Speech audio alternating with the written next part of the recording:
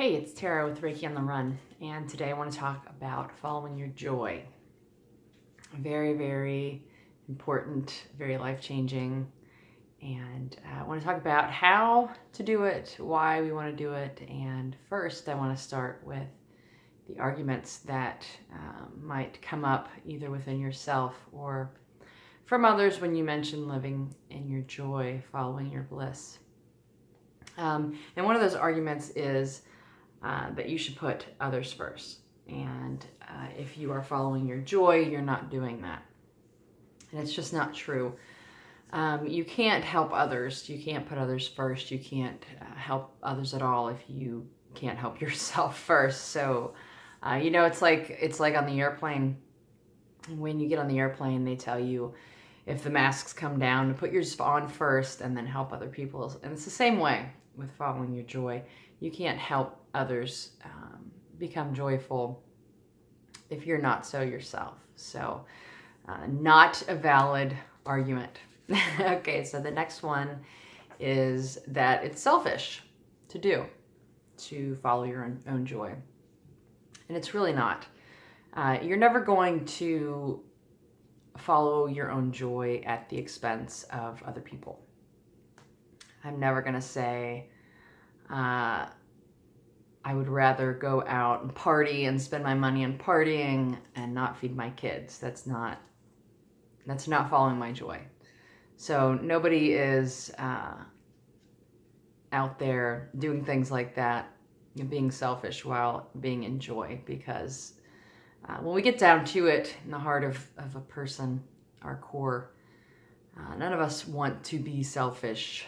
It is not, it's not something we set out to do. It wouldn't be following our joy if we were making selfish decisions. So that's also not a valid argument. So that's all I have for that. Why? Let's talk about why we should follow our own joy. And the first reason is because nobody else will.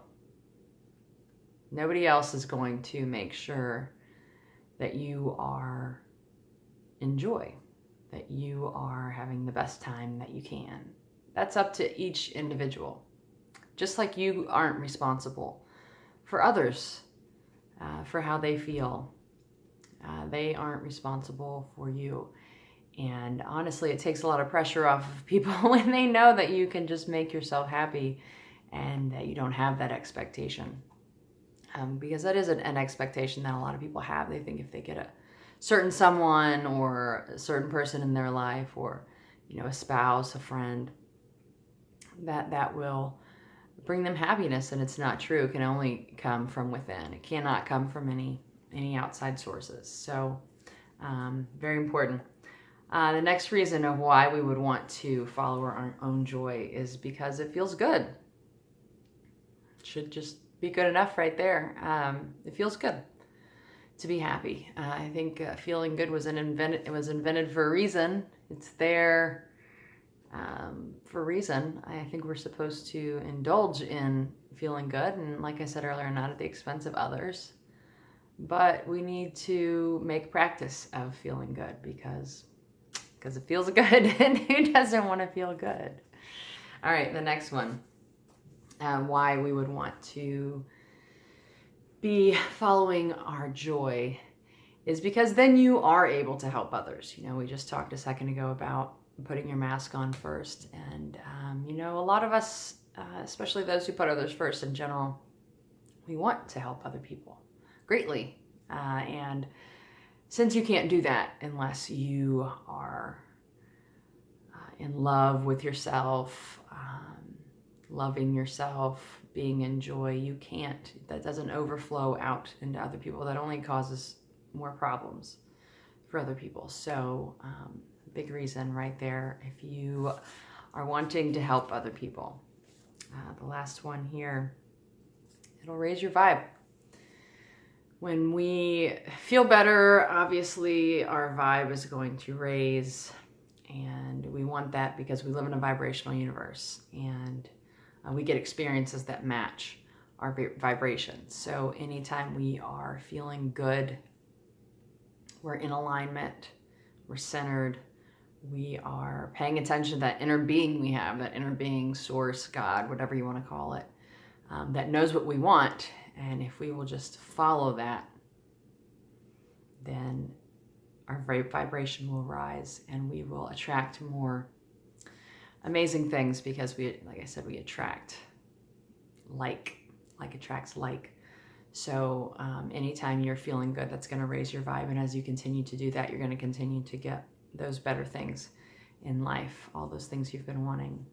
Starts with being in joy, following your joy. So let's talk about how. The first way, which really could be the only way, would be to follow your heart, to listen to your heart. Listen to answers from your heart. So I'm going to say a couple of sentences, and I want you to just see how it feels in your heart when I say them. I can't pay my bills. Now, I am always taken care of. So if you feel those two things in your heart, in your whole being, I can't pay my bills, I'm always taken care of, one feels better. There's a notable difference. One will feel better than the other. And that's how you know. The one that feels lighter, better, versus the one that's heavier, that's the one you want to pick. That's listening to your heart in situations. Now you can make big decisions like that. You will eventually, as you practice this, learn to follow your heart completely. And you can make big decisions like, should I break up with this person, or should I take this job? But it's probably not going to be that easy unless you start small. So we're not going to trust something like that unless we start small. So when I started doing this, I started with silly things like I work from home, and sometimes I'll work from coffee shops. So I would sit and say, okay, do I want to go to this one, or do I want to go to this one? And one of them would feel better, and I would go. And as I would do that, I did that with the silliest little things.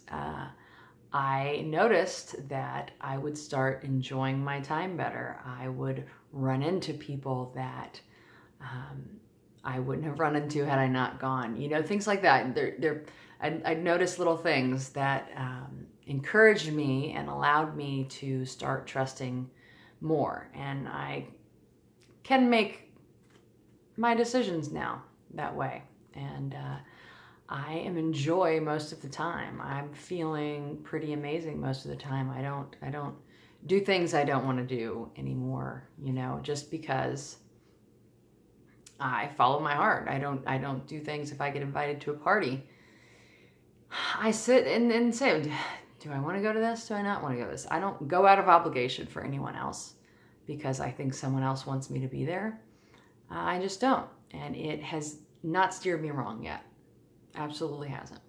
Might not make everybody else happy, but we're not responsible for everybody. We're not responsible for everybody else. It's funny. If I were to try to please everyone, just with the crazy amount of people that right? You've got your family, you've got your spouse, you've got maybe church group, you've got people you work with, you've got all these different groups of people that you're almost guaranteed, when you make a decision, one of them's going to be not happy. They're going to think less of you, or they're going to, whatever their problem is. You can't make everybody happy with your decision. So you should just take it off the table that anybody else matters and go with your heart.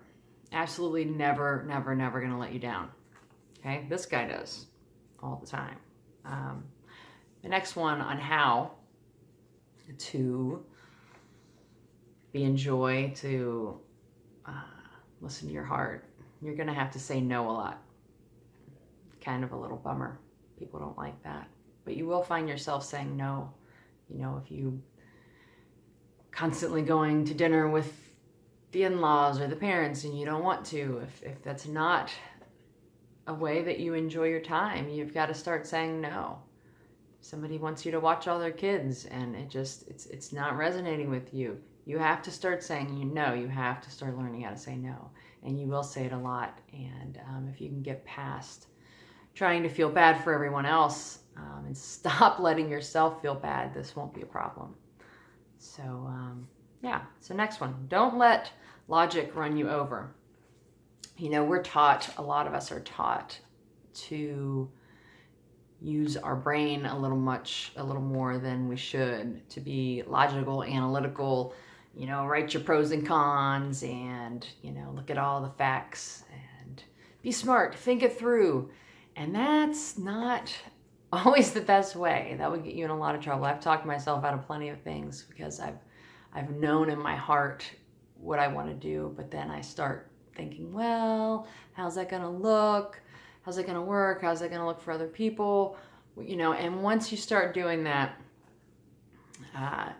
it's an uphill battle. So, it's always good. It's best if you can connect heart and mind. That's the ultimate goal, is to live out of your heart, but with your mind. You're not going to go walking in the middle of the night in cruddy parts of town. You're not just going to go guns a-blazing. That's not going to feel good in your heart anyway. You want to use your mind a lot. You just don't want to let that logic talk you out of what your heart wants. Okay? Because that's not following your joy. Your joy, your inner being knows. Your inner being knows. It feels good in here. That's what you should be doing. Okay? Keep trying. As with everything, learning to live in joy, to follow your bliss it's hard. It takes practice. Like with everything, you need intent. Intent is key.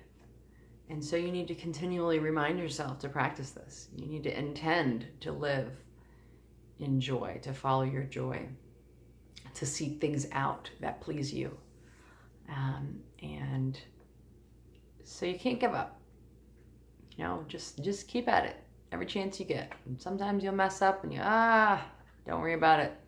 Keep trying and focus. What we focus on grows. So you've got to keep focusing on wanting to live in joy, and it'll happen. And also that ties in with being careful what you watch and listen to. If you are mindlessly watching TV, or if you're watching things that are scary, if you are listening to gossipy stuff, you just have to be mindful of what comes into your head via the television or radio, or even around coworkers or friends that are gossipy, or you can be affected and not even realize it with all the things bombarding you and putting you into a certain state. If you want to live in joy most of the time, spending hours out of your day watching something that terrifies you is not going to really help to that end. So just be mindful of that.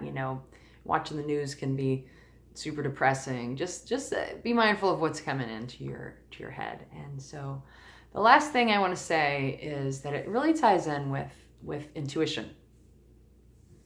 You'll learn that your intuition is kind of the same thing, going with your gut, going with your heart. You have to listen to it, and it's not even always going to be if you're asking. I had a great example this weekend. I was going to go shopping, and I decided, maybe I'll go and have some lunch at this place up the street.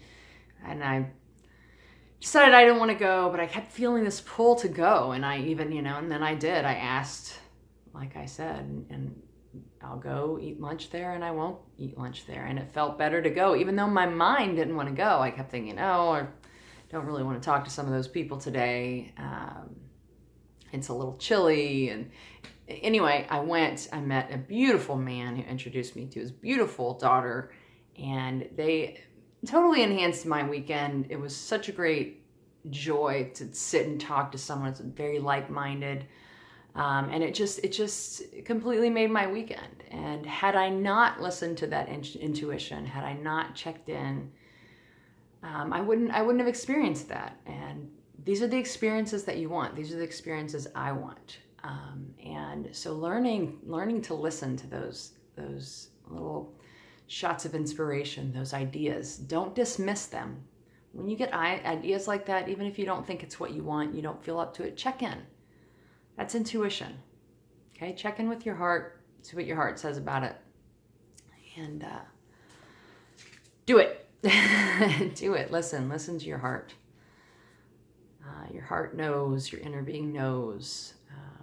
That's how you are on your path. You're always on your path, and there's always a million ways to get to where you want to be, and it's only you that's throwing those rocks in the path by going with what you think other people want, or going with what you think society thinks you want, whatever it is. If you're doing anything because of anyone else besides yourself, and it's not selfish, it's actually better off for everyone else. You know, if you see someone in a great mood and they're joyful, that comes out of them.